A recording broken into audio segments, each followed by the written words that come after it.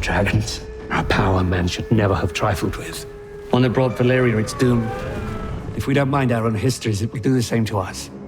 I was fascinated in going back to that time of high decadence and peace and prosperity and seeing the Targaryens at their height.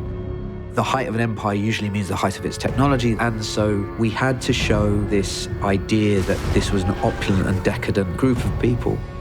So you get to see what the realm looks like before it descends into the detritus and post-decadence of war that you see in the original series.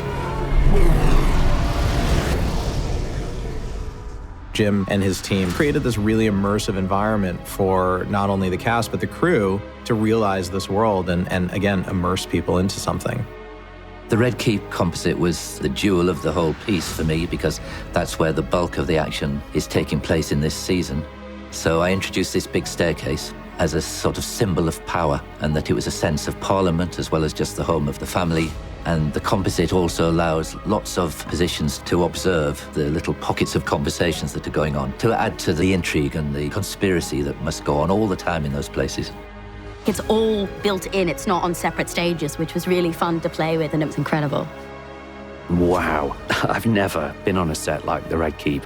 Part of the discussion about the Red Keep and all of the familiar locations, particularly the familiar sets, is I need to be able to shoot in every direction without it becoming a visual effect, and you can certainly do that on the Red Keep. We were 200 years in the past, and so Valyrian architecture, we wanted it to be quite brutalist quality to the Targaryens, which then found its way to King's Landing, but is not very represented in the original show. We have utilised some of the assets from Game of Thrones, but obviously the set decorate and design team, they want to create a fresh look. It's so relatable to Game of Thrones, but it's got to be its own entity. So stuff from their archive that wasn't used that we've repurposed and turned into something.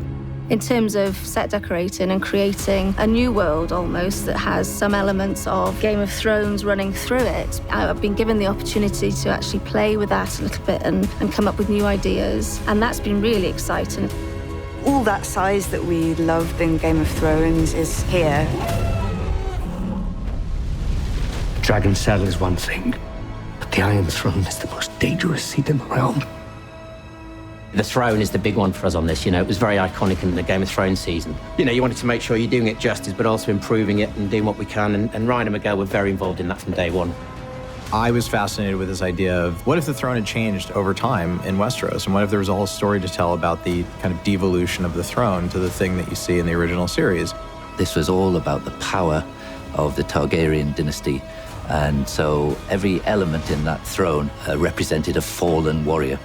The operatic quality meant we needed to reconfigure the throne room, and as a result, the throne kind of spread out and became this carpet of swords.